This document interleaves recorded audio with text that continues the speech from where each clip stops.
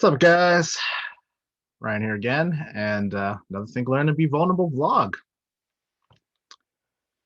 I'm going to talk about the student debt forgiveness program that might go through, might not. I don't know, and I'm not sure when this video is going to go out, so maybe it's already happened. Hopefully it has, but it might not. It's entirely possible.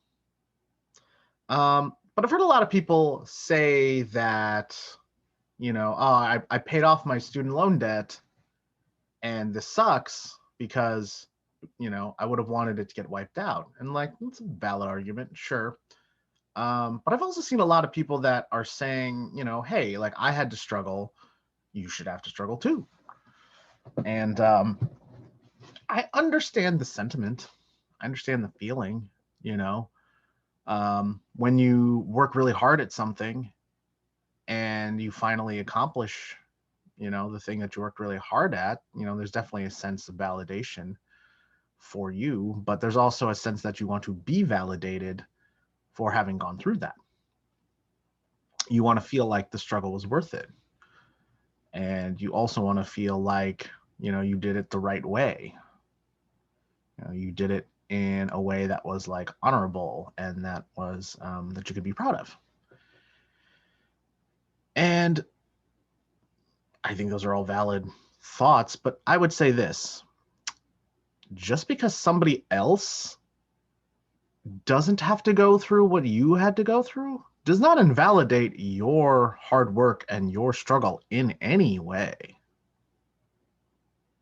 Like, I think it's horrible that so many people are being held down by student loan debt and can't ever seem to get ahead, have to always keep making those payments. I wish it was easier, you know? And it's entirely possible that you will learn a lot of good lessons by paying off that student loan debt. But are those lessons really worth the years of anxiety and fear and stress that you're never going to pay that off? That you went to school all that time and you're still not making enough money? Like, when do you get to actually thrive in your life? When do you get to actually grow in your life?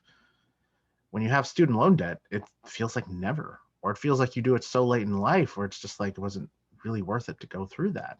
And honestly, it's probably not. You'd be shocked how many jobs you can get out there with a high school diploma or, a couple of years of community college. Like, and the thing is too, if you get that money early, hopefully you can save up, make some investments, and you can roll that money into more money earlier than the person who went to college and still is saddled with student loan debt. You end up paying for an additional 10 years for something that you only did for 4 years. It's really freaking hard. So I am completely in favor of canceling student loan debt. Let these people go to work and actually put their money towards something better for their lives. And hey, politicians, think about this. Those people will put that money into the economy instead of into the pockets of the student loan companies. Hello. Money that goes to paying off loans and debts does not stimulate the economy.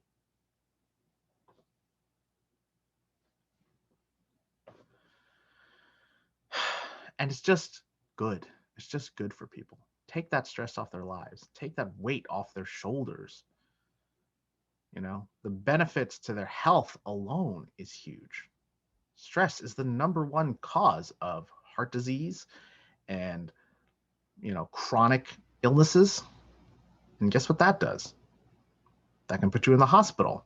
And if you don't have good health insurance, like I talked about in my other video about Aflac, that can fuck you too. And so you just keep getting piled under different forms of debt. And it really sucks.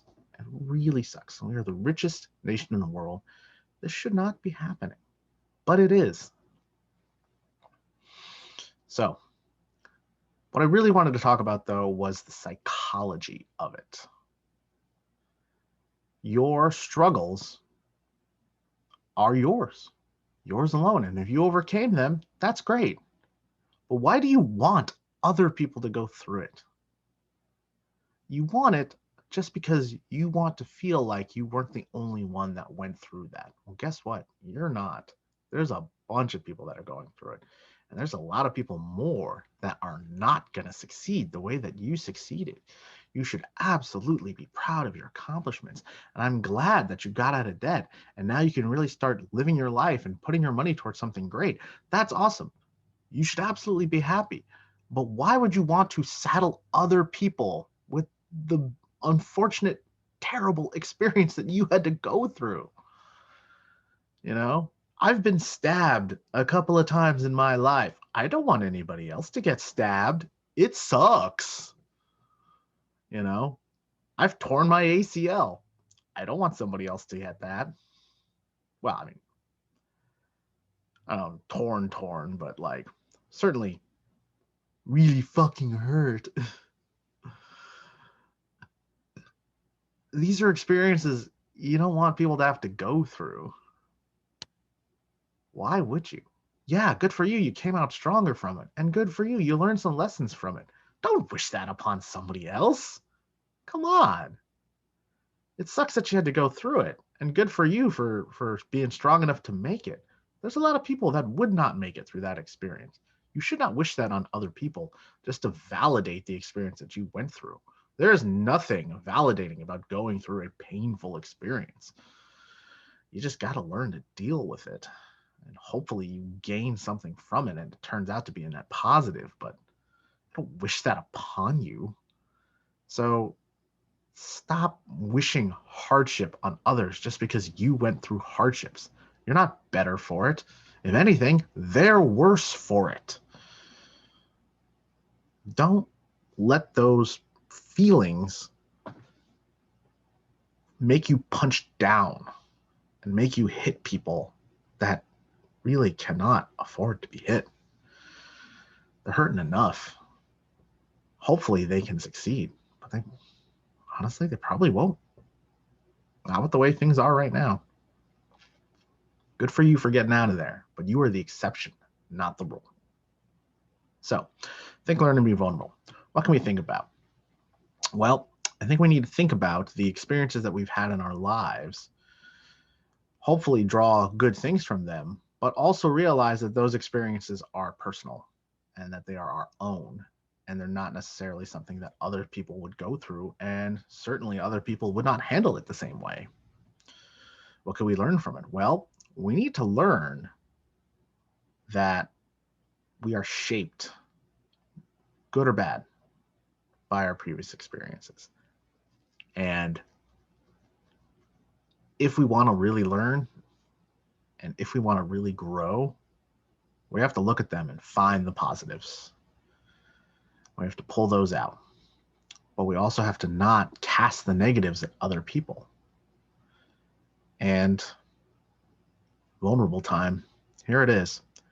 It's entirely possible that those experiences didn't help you as much as you might think, and probably actually really hindered your growth and took away a lot from your experience as a human being. You know, that is tough to deal with because there's a lot of people that have been victimized and have been hurt and don't want to take on a victim status and don't want to feel victimized anymore. They want to feel strong. And they want to say, hey, I went through this and I'm better. Yeah, you are better. That's great. It's still trauma. It still hurts. It still sucks. And it's still something that you're going to have to deal with. Don't make other people go through that too.